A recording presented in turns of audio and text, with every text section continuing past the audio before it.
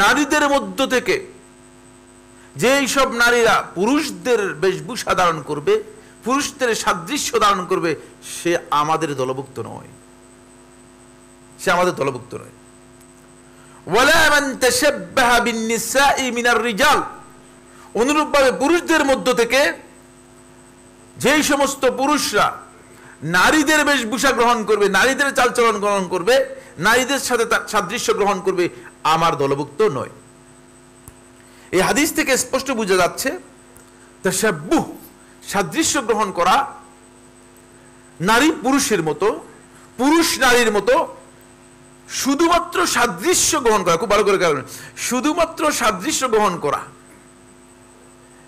এইটাও আল্লাহ রাসূল সাল্লাল্লাহু আলাইহি ওয়াসাল্লাম কঠিন অপরাধ হিসেবে উল্লেখ করেছেন এবং বলেছেন যে তারা আমার, সেটা হচ্ছে 4টি তাশাব্বুহের মানে সাদৃশ্য গ্রহণ করার যে 4টি পয়েন্ট। 1 নম্বর পয়েন্ট হচ্ছে বেশভূষায় নারী পুরুষের মতো হবে, পুরুষ নারীর মতো হবে।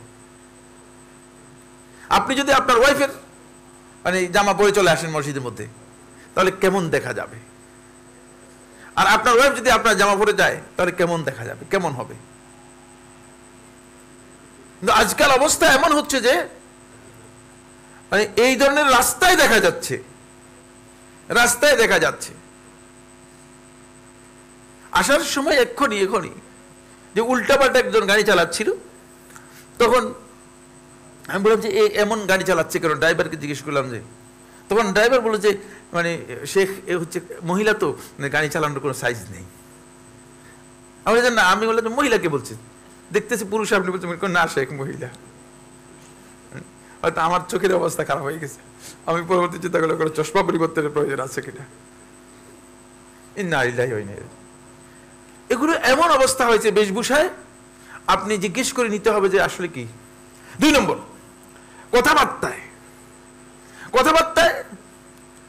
দেখা যাচ্ছে যে পুরুষদের মতো পুরুষরা মহিলাদের মানে কথাবার্তার ঢং নিচ্ছে, আর মহিলারা পুরুষদের কথাবার্তার ঢং নিচ্ছে,